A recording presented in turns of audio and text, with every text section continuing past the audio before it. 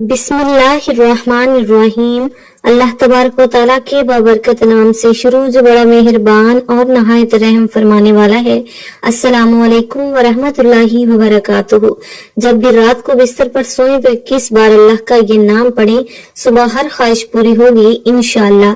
हजरत मोहम्मद सल्लल्लाहु अलैहि वसल्लम ने फरमाया, हजरत अबू हुरैरा रज़ी अल्लाह तआला अन्हु से रिवायत है कि हुजूर नबी अकरम सल्लल्लाहु अलैहि वसल्लम ने फरमाया, अल्लाह ताला फरमाता है कि मेरा बंदा मेरे मुतालिक जैसा गुमान रखता है मैं उसके साथ वैसा ही मामला करता हूँ। जब वो मेरा जिक्र करता है तो मैं उसके साथ होता हूँ। अगर वो अपने दिल में मेरा जिक्र करे तो मैं भी अपने शयाने शान खुफिया उसका जिक्र करता हूँ, और अगर वो जमात में मेरा जिक्र करे तो मैं भी उसकी जमात से बेहतर जमात में उसका जिक्र करता हूँ। अगर वो एक बालिश्त मेरे नजदीक आए तो मैं एक बाजू के बराबर उसके नजदीक हो जाता हूँ। अगर वो एक बाजू के बराबर मेरे नजदीक आए तो मैं 2 बाजू के बराबर उसके नजदीक हो जाता हूँ, और अगर वो मेरी तरफ चल कर आए तो मैं उसकी तरफ दौड़ कर आता हूँ। ये हदीस मुतफक्का आलिया है। प्यारे नाजरीन, अल्लाह ताला का जिक्र करने से इंसान को कई रूहानी और कई दुनियावी फवायद मिलते हैं। कुरान और हदीस में वाज़िया तौर पर जिक्र किया गया है। तस्बीह यानी अल्लाह का जिक्र एक अहम इबादत है जो इंसान को अल्लाह के करीब ले आती है और उसके दिल में सुकून, इत्मीनान और रूहानी सुकून पैदा करती है। अल्लाह ताला कुरान पाक में इरशाद फरमाता है, सुन लो, अल्लाह ताला के जिक्र से दिलों को सुकून मिलता है। तो तस्बीह पढ़ना इंसान के दिल को सुकून और इत्मीनान फराहम करता है। मोहतरम नाजरीन, जब इंसान अल्लाह ताला के जिक्र में मशगूल होता है तो वो दुनियावी परेशानियों से दूर होकर अल्लाह ताला की तरफ मुतवज्जा होता है, जिससे दिल में सुकून आता है। जो लोग अल्लाह का जिक्र करते हैं, अल्लाह को याद करते हैं यानी तस्बीह पढ़ते हैं, तो अल्लाह ताला उनके गुनाहों को माफ फरमा देता है। अल्लाह ताला फरमाते हैं, मेरे बंदे तू मेरा जिक्र कर, मैं तेरा जिक्र करूंगा। तस्बीह पढ़ने से अल्लाह ताला से मांगी गई दुआएं कबूल होती हैं। हजरत अबू हुरैरा रज़ी अल्लाह ताला अन्हु से मरवी है कि जो शख्स अल्लाह का जिक्र करता है यानी तस्बीह पढ़ता है तो अल्लाह उसकी दुआएं कबूल करता है और उसे मुश्किलात से निजात देता है। अल्लाह ताला के जिक्र से इंसान की दुआएं कबूल होती हैं और वो अपनी मुश्किलात से निकलने में कामयाब हो जाता है। तस्बीह पढ़ने से इंसान की जिंदगी में बरकत आती है। जो शख्स सुबह और शाम अल्लाह ताला का जिक्र करता है उसकी रोजी में बरकत होती है। तो तस्बीह इंसान की रोजमर्रा जिंदगी में बरकत, कामयाबी और सुकून लेकर आती है। ये अमल दुनिया और आखिरत में भी कामयाबी का सबब बनता है। प्यारे नाजरीन, तस्बीह पढ़ने से अल्लाह की मदद और हिफाजत भी मिलती है। हजरत मोहम्मद सल्लल्लाहु अलैहि वसल्लम ने फरमाया कि जो शख्स अल्लाह के सिवा इस नाम की तस्बीह यानी अल्लाह ताला का ये नाम मुबारक जो आज की वीडियो में आपको बताने जा रहे हैं, रात को बिस्तर पर सोते वक्त 21 बार पढ़ेगा, सुबह उठते ही उसकी हर ख्वाहिश पूरी होगी और अल्लाह ताला उसकी हर परेशानी में मदद करते हैं। अल्लाह का जिक्र इंसान को शयातीन की शरारतों से महफूज रखता है और अल्लाह की मदद की जमानत भी फराहम करता है।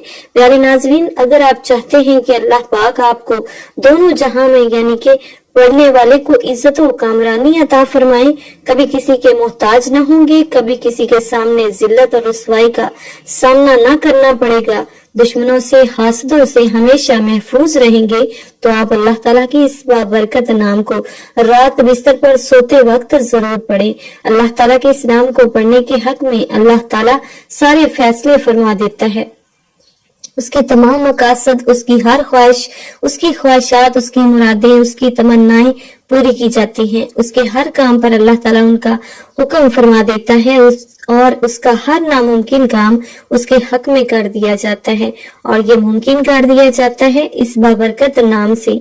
इंशाअल्लाह दोनों जहां में इज्जत और कामरानी आपका मुकद्दर बन जाएगी, कामयाबी आपके कदम चूमेगी। इंसान जब कभी अपनी जिंदगी के मकसद को समझने की कोशिश करता है तो उसे उस हवाले से मुख्तलिफ किस्म के आरा सुनने को मिलती है। अल्लाह तबारक ताला ने कुरान मजीद में इस हवाले से बहुत ही वाज़िया اور خوبصورت باتیں ارشاد فرمائی ہیں۔ اللہ تبارک و تعالیٰ سورہ انبیاء کی آیت 16-17 میں ارشاد فرماتے ہیں، اور ہم نے پیدا کیا آسمان اور زمین کو اور جو کچھ ان دونوں کے درمیان ہے، کھیلتے ہوئے یعنی بے مقصد پیدا نہیں کیا۔ اگر ہم چاہتے کہ ہم بنائیں کوئی کھیل تماشا تو یقیناً ہم بنا لیتے اسے اپنے پاس سے، اگر ہم ہوتے ایسا کرنے والے۔ اسی طرح اللہ تبارک و تعالیٰ سورہ مومنون کی آیت 115-117 میں ارشاد فرماتے ہیں، تو کیا تم نے سمجھ لیا کہ بے شک ہم نے پیدا کیا تمہیں بے مقصد ہی، اور یہ کہ بے شک ہماری طرف تم نہیں لوٹائے جاؤ گے۔ بس بہت بلند ہے اللہ جو حقیقی بادشاہ نے ہے، نہیں ہے کوئی معبود مگر وہی رب ہے عزت والے عرش، اور جو پکارے اللہ کے سوا کسی دوسرے معبود کو نہیں کوئی دلیل اس کے پاس اس کی، تو بے شک اس کا حساب اس کے رب کے پاس ہے۔ بلا شبہ یہ حقیقت ہے کہ کافر لوگ کبھی فلاح نہیں پائیں گے۔ سورہ الذریات کی آیت نمبر 56 میں اللہ تعالیٰ نے انسان اور جنوں کی تخلیق کے مقصد کو نہایت احسن انداز میں واضح فرما دیا۔ اللہ تبارک و تعالیٰ ارشاد فرماتے ہیں، ہم نے ہی پیدا کیا جنوں اور انسانوں کو مگر اس لیے کہ وہ میری عبادت کرے۔ مذکورہ بالا تمام آیات پر غور و فکر اور تدبر کرنے کے بعد یہ بات سمجھ میں آتی ہے کہ تخلیق انسانیت کا مقصد در حقیقت اللہ تبارک و تعالیٰ کی معرفت حاصل کرنا اور اس کی بندگیوں عبادات بجا لانا ہے۔ ان عبادات کو بجا لانے کے مختلف طریقے کتاب و سنت میں مذکور ہیں، جن میں ایک انتہائی خوبصورت اور آسان طریقہ اللہ تبارک و تعالیٰ کا مسلسل ذکر کرنا ہے۔ کتاب و سنت کے مطالعے سے یہ بات معلوم ہوتی ہے کہ اللہ تبارک و تعالیٰ نے مخلوقات سے جملہ عبادات کے اہتمام کا اعتدال سے تقاضا کیا ہے، مگر جب ہم ذکر الہی پر غور کرتے ہیں تو یہ بات معلوم ہوتی ہے کہ ذکر الہی کو ہمیشہ کثرت سے بجا لانے کی تلقین کی گئی ہے۔ اللہ تبارک و تعالیٰ سورہ ال-عمران کی آیت نمبر 190-191 میں ارشاد فرماتے ہیں، آسمانوں اور زمین کی پیدائش میں اور رات اور دن کے ہیر پھیر میں یقیناً عقل مندوں کے لیے نشانیاں ہی نشانیاں ہیں، جو اللہ تعالیٰ کا ذکر کھڑے اور بیٹھے اور اپنی کروٹیں بدلتے ہوئے کرتے ہیں، اور آسمانوں اور زمین کی پیدائش میں غور و فکر کرتے ہیں اور کہتے ہیں، اے ہمارے پروردگار، تو نے یہ بے فائدہ نہیں بنایا، تو پاک ہے، بس ہمیں آگ کے عذاب سے بچا لے۔ ان آیات مبارکہ پر غور و فکر کرنے کے بعد یہ بات معلوم ہوتی ہے کہ اللہ تبارک و تعالیٰ نے ان لوگوں کو عقل مند قرار دیا ہے جو زمین و آسمان کی تخلیق پر غور کرتے ہیں، پروردگار عالم کی تخلیق کے وسعت کو دیکھ کر اس کی کبریائی کو پہچانتے ہیں، اور اس کے بعد کثرت سے اللہ تبارک و تعالیٰ کا ذکر کرتے ہیں اور آگ کے عذاب سے پناہ مانگتے ہیں۔ اللہ تبارک و تعالیٰ نے سورہ احزاب کی آیت نمبر 41 میں ارشاد فرمایا، اے ایمان والو، اللہ تبارک و تعالیٰ کا ذکر بہت زیادہ کرو۔ ذکر الہی کثرت سے کرنے کا نتیجہ یہ نکلتا ہے کہ اللہ تبارک و تعالیٰ انسانوں کی زندگیوں کے اندھیرے دور کر کے ان کو روشنیوں کے راستے پر چلا دیتے ہیں۔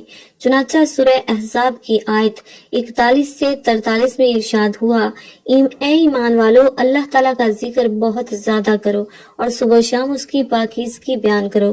وہی ہے جو تم پر اپنی رحمتیں بھیجتا ہے، اور اس کے فرشتے ہمارے لیے دعائے رحمت کرتے ہیں تاکہ وہ تمہیں اندھیروں سے اجالے کی طرف لے جائیں، اور اللہ تبارک و تعالیٰ مومنوں پر بہت ہی مہربان ہے۔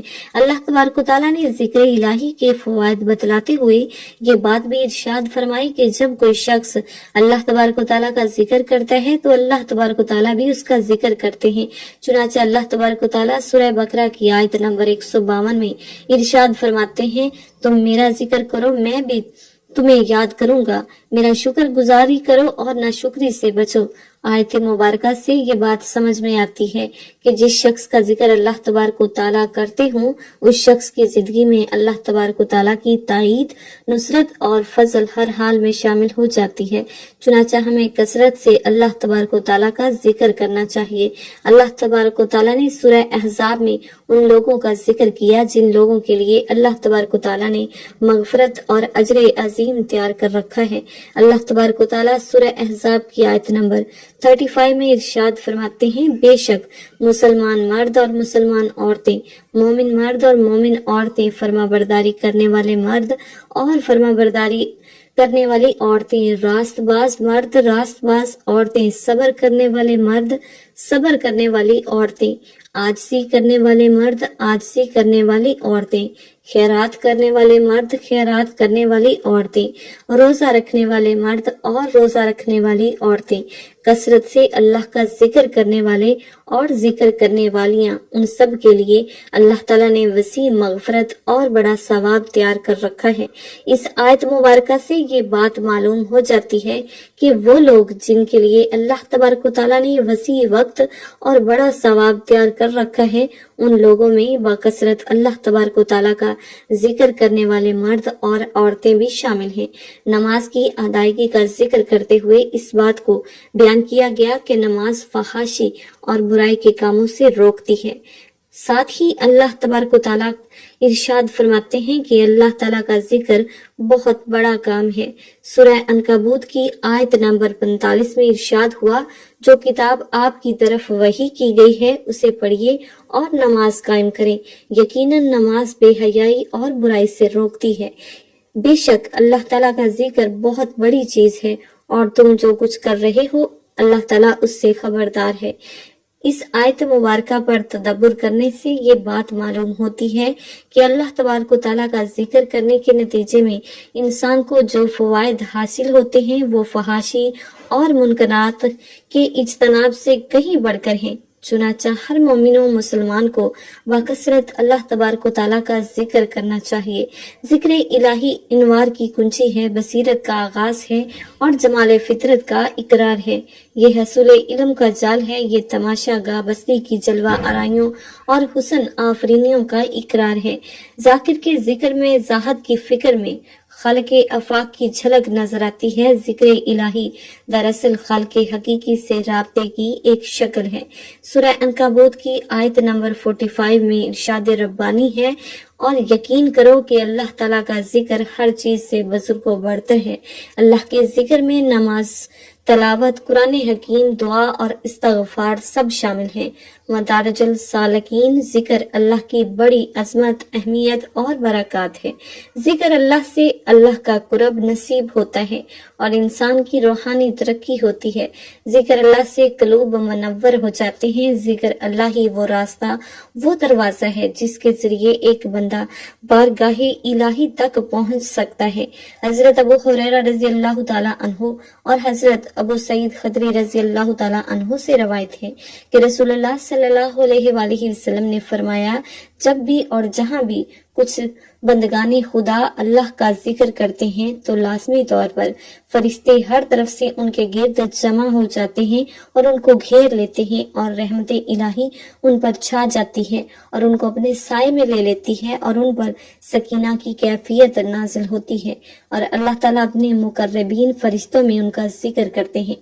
حضرت ابو ہریرہ رضی اللہ تعالیٰ عنہ روایت کرتے ہیں کہ رسول اللہ صلی اللہ علیہ وآلہ وسلم نے فرمایا، اللہ تعالیٰ کا ارشاد ہے، جس وقت بندہ میرا ذکر کرتا ہے اور میری یاد میں اس کے ہونٹ حرکت کرتے ہیں تو اس وقت میں اپنے اس بندے کے ساتھ ہوتا ہوں۔ اللہ تعالیٰ ارشاد فرماتے ہیں، بے شک اللہ کا ذکر بہت بڑی چیز ہے۔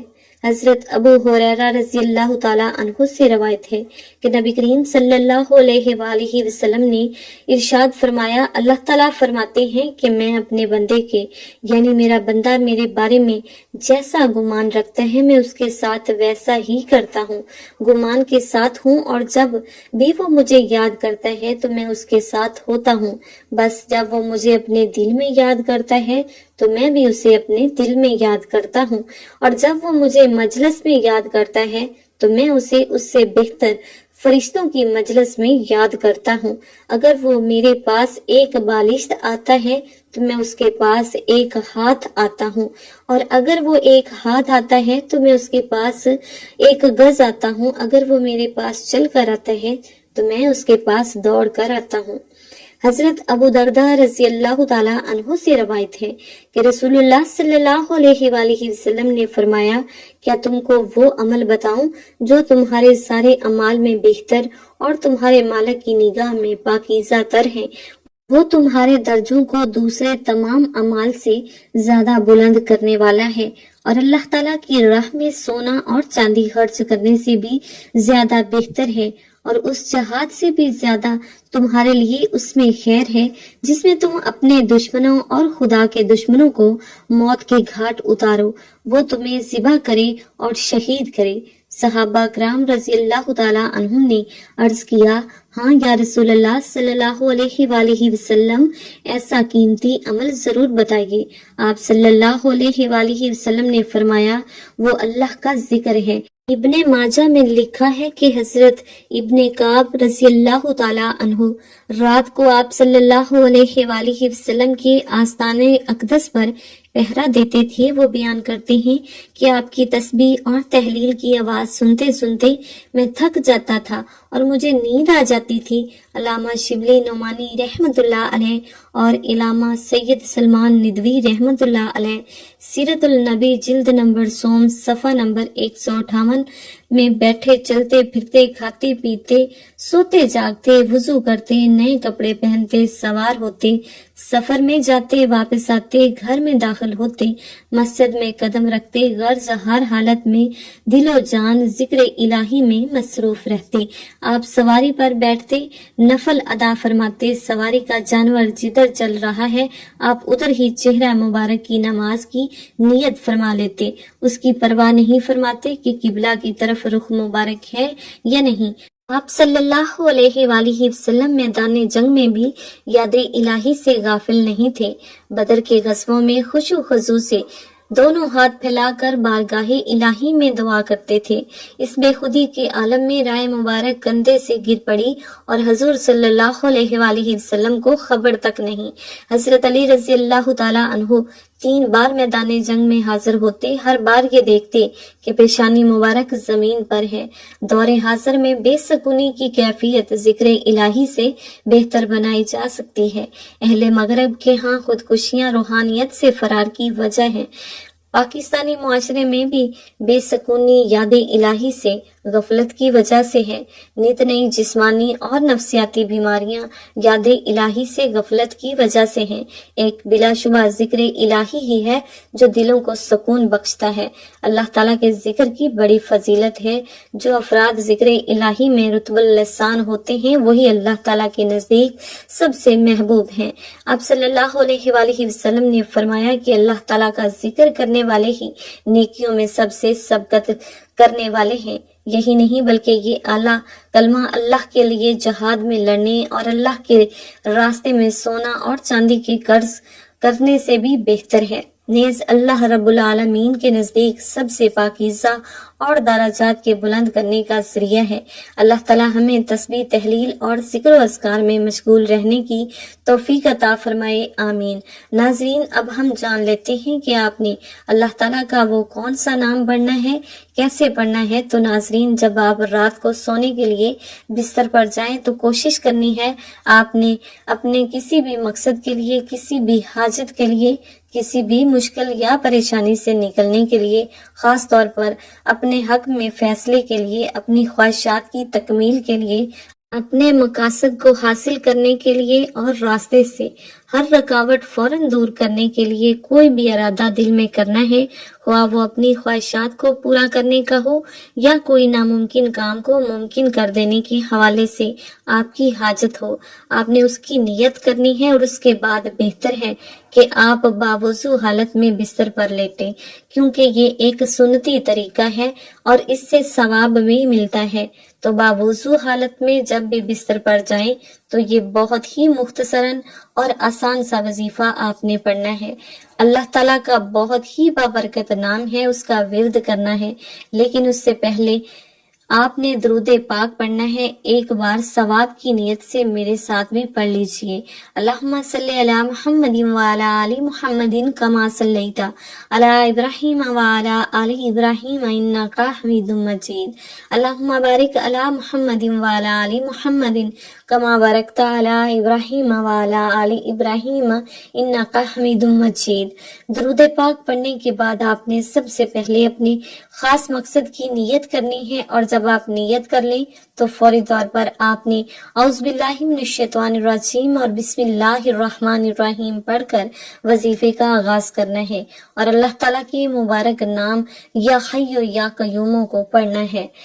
آپ نے اللہ تعالیٰ کے اس مبارک نام یا حی یا قیوم کو ملا کر پڑھنا ہے تو 1 شمار ہوگا۔ اسی طرح آپ نے اس کو صرف اور صرف 21 بار پڑھنا ہے۔ جب آپ 21 مرتبہ اللہ تعالیٰ کے اس مبارک نام کو پڑھ لیں تو اس کے بعد آپ نے سورہ کوثر صرف 3 بار پڑھنی ہے۔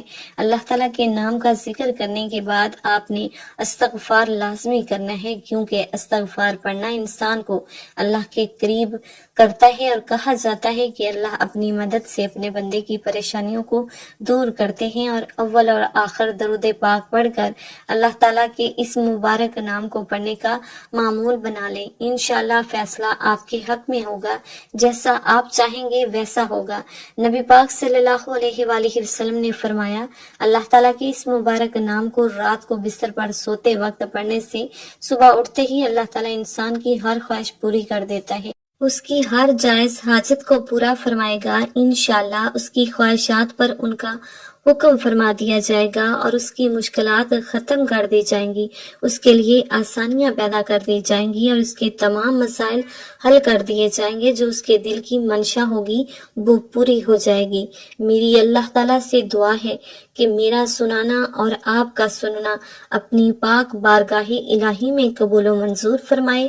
اللہ تبارک و تعالیٰ سے دعا ہے کہ اللہ تبارک و تعالیٰ تمام امت مسلمہ پر رحم کرے، کرم کرے اور اپنا فضل کرے، اور اللہ تبارک و تعالیٰ ہمارے تمام صغیرہ کبیرہ گناہوں کو معاف فرما کر اللہ تعالیٰ ہماری مغفرت فرمائے اور ہمیں نیکی کے راستے پر چلنے کی توفیق عطا فرمائے۔ آمین یا رب العالمین۔